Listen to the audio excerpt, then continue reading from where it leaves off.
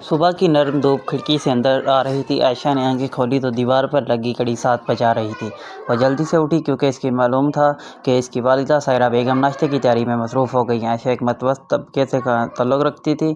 اس کے والد حسن صاحب ایک سرکاری دفتر میں ملازم تھے۔ گھر میں عائشہ کے علاوہ اس کا چھوٹا بھائی علی اور راداری فاطمہ بی بی بھی رہتی تھی۔ یہ خاندان دولت مند نہیں تھا لیکن محبت، احترام اور ایک دوسرے کے لیے قربانی کے جذبے سے مالا مال تھا۔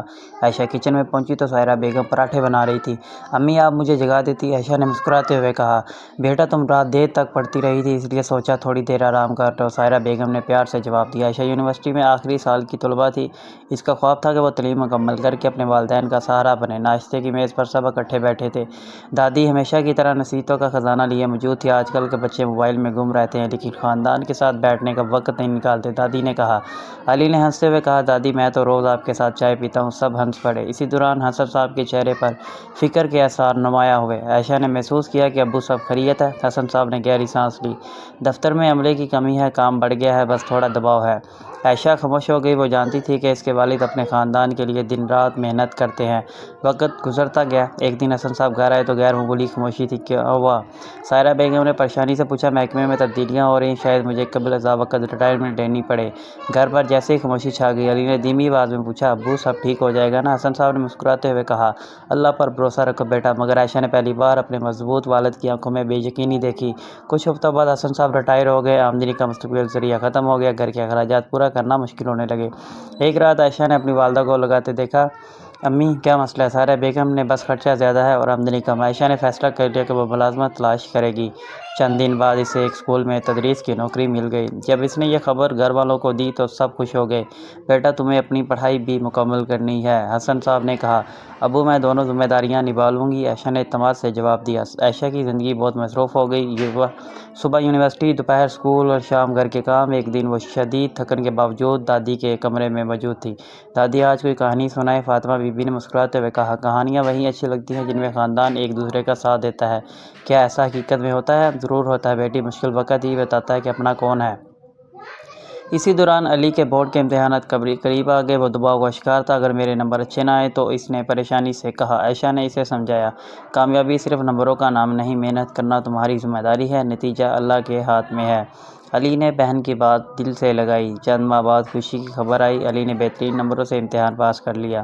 گھر میں مٹھائی تقسیم ہوئی۔ حسن صاحب کی آنکھوں میں خوشی کے آنسو تھے۔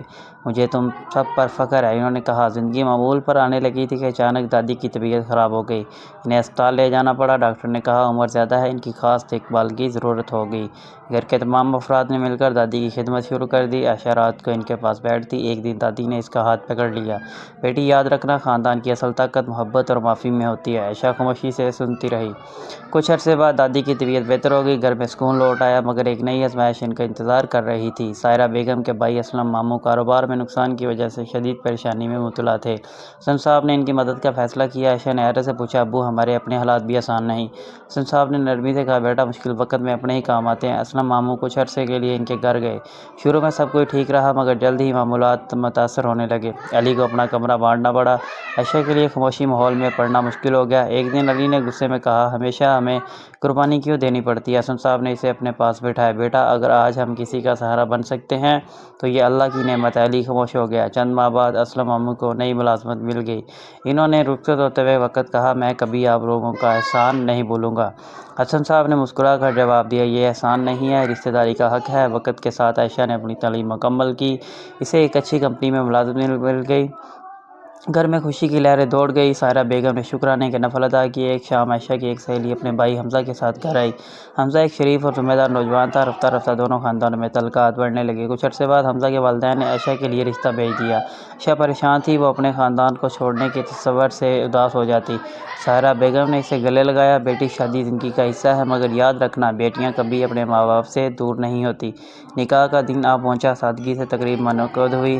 رخصتی کے وقت حسن صاحب کی آنکھیں نم تھیں، ہمیشہ اپنے گھر کو محبت سے آباد رکھنا، انہوں نے کہا۔ عائشہ نے سر ہلا دیا۔ شادی کے بعد عائشہ نے نئے گھر میں قدم رکھا۔ ابتدا میں اسے بہت سی مشکلات کا سامنا کرنا پڑا۔ نئے ماحول میں خود کو ڈالنا آسان نہیں تھا، مگر حمزہ ہر قدم پر اس کا ساتھ دیتا۔ اگر کوئی بات پریشان کرے تو مجھ سے ضرور کہنا، وہ کہتا۔ آہستہ آہستہ عائشہ نے سب کے دل جیت لیے۔ ادھر علی نے اپنی تعلیم مکمل کر کے ایک اچھی ملازمت حاصل کر لی۔ اس نے پہلی تنخواہ لا کر اپنے والد کے ہاتھ پر رکھی۔ ابو، یہ سب آپ کی محنت کا نتیجہ ہے۔ حسن صاحب کی آنکھیں بھر آئیں۔ مجھے تم پر فخر ہے بیٹا۔ چند سال گزرے، عائشہ ایک بیٹی کی ماں بن چکی تھی۔ ایک دن وہ اپنی بچی کو لے کر میکے آئی۔ گھر ویسا ہی تھا، مگر وقت بہت کچھ بدل چکا تھا۔ دادی اب کمزور ہو چکی تھی۔ انہوں نے اپنی پڑپوتیوں کو گود میں لیا اور کہا، خاندان درخت کی طرح ہوتا ہے، نئی شاخیں نکلتی رہتی ہیں، مگر جڑیں مضبوط رہنی چاہیے۔ اسی رات سب اکٹھے بیٹھے پرانی یادیں تازہ کر رہے تھے۔ علی نے ہنستے ہوئے کہا، یاد رہے میں کمرہ پھاڑنے پر کتنا ناراض ہوتا تھا؟ سب ہنس پڑے۔ سائرہ بیگم نے کہا، مشکل وقت گزر جاتا ہے، مگر ایک دوسرے کا ساتھ ہمیشہ یاد رہتا ہے۔ کچھ دن بعد دادی اس دنیا سے رخصت ہو گئیں۔ گھر میں غم کی فضا چھا گئی۔ فاطمہ بی بی کی نصیحتیں سب کے دلوں میں زندہ تھیں۔ ان کے انتقال کے بعد حسن صاحب نے کہا، تمہیں ان کی سب سے بڑی میراث سنبھالنی ہے۔ علی نے پوچھا، کون سی میراث؟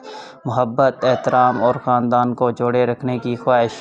سال گزرتے گئے، ہر فرد زندگی میں مصروف ہوتا گیا۔ عید، خوشی، غم کے موقع پر سب اکٹھے ہو جاتے۔ ایک دن پر عائشہ نے اپنے بچوں کو دادی کے بارے میں بتایا۔ وہ کہا کرتی تھی کہ رشتے پودوں کی طرح ہوتے ہیں، اگر ان کی دیکھ بھال نہ کی جائے تو وہ مرجھا جاتے ہیں۔ بچوں نے پوچھا، امی کیا ہم سب ہمیشہ سب کے ساتھ رہیں گے؟ عائشہ نے مسکرا کر جواب دیا، شاید ایک گھر میں نہیں، مگر ایک دوسرے کے دلوں میں ضرور۔